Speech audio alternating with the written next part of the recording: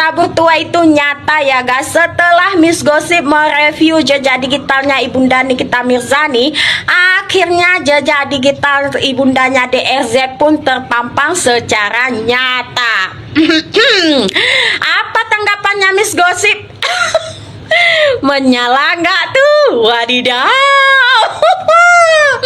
Nah, intinya gini ya guys, semua manusia di muka bumi ini tidak luput dari kesalahan.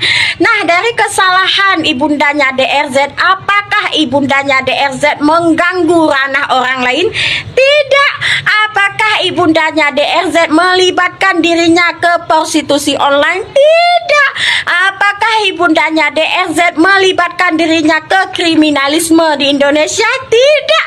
Jadi salahnya itu di mana?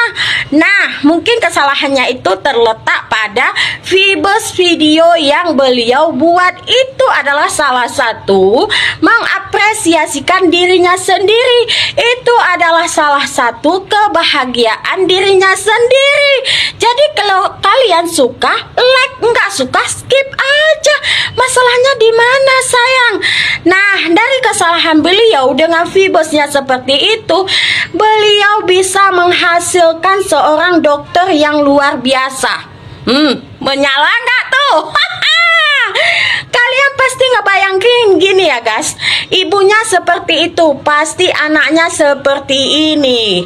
Gak mungkin ini. Nah, ternyata meleset sayang. Ibundanya DRZ, walaupun Vibesnya seperti itu, beliau berhasil mendidik anaknya menjadi seorang dokter yang luar biasa. Ya, menjadi seorang dokter loh yang berpotensi. Bebet bobotnya ini jelas banget. Ya, mantul banget. Bukan dididik menjadi kriminalisme di Indonesia sayang. Jadi salahnya di mana? Salahnya di mana? Mungkin bukan hanya satu Indonesia sayang yang mengapresiasikan ibundanya DRZ. Bahkan satu dunia pasti akan mengapresiasikan ibundanya DRZ. Karena apa? Secara beliau buat videonya aja seperti itu. Buat videonya ya guys, buat videonya seperti itu, tetapi beliau berhasil memberikan didikan yang mantap untuk seorang DRZ. Bisa memberikan gelar dokter untuk DRZ, bukan gelar kriminalisme sayang. Jadi ini beda kelas sayang, ini bukan kaleng-kaleng. Panas ya sayang, jangan panas, skip aja. Informasi terupdate hari ini. Nah, menurut pengakuan pengacaranya Nikita Mirzani, di dalam isi dakwaannya Nikita Mirzani tidak ada disebutkan pasal pemerasan, melainkan disebutkan pasal UU ITE. Sehingga pengacara Nikita Mirzani mengharapkan kepada DRZ untuk meminta maaf kepada Nikita Mirzani 7 kali 24 jam. Hah? Kakak salah itu Pak. Untuk meminta maaf, kalau untuk meminta maaf itu berarti DRZ akan harus mencabut laporannya. Masa iya Pak harus mencabut laporannya? Tidak bisa, proses hukum tetap berjalan Pak.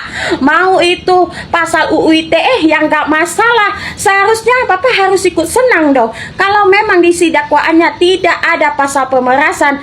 Nah, intinya ada kesempatan untuk Nikita Mirzani memenangkan sidang One Prestasi.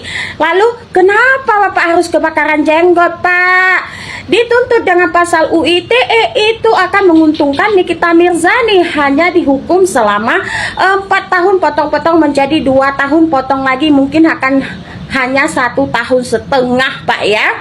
Nah, kalau untuk mencabut laporan itu tidak akan, apalagi meminta maaf tidak akan dilakukan oleh DRZ. Secara Nikita Mirzani sudah mencerca, sedang menindas mental anak-anaknya dan brand-brandnya gitu ya Pak. Jadi kasihan lah Pak ya. Kasihan saya lihat Bapak. Mending sekarang Bapak undur diri aja dah jadi pengacaranya Nikita Mirzani.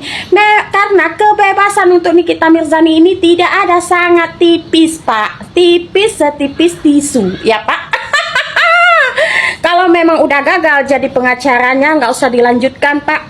Kasus ini memang tidak akan dimenangkan oleh Nikita Mirzani.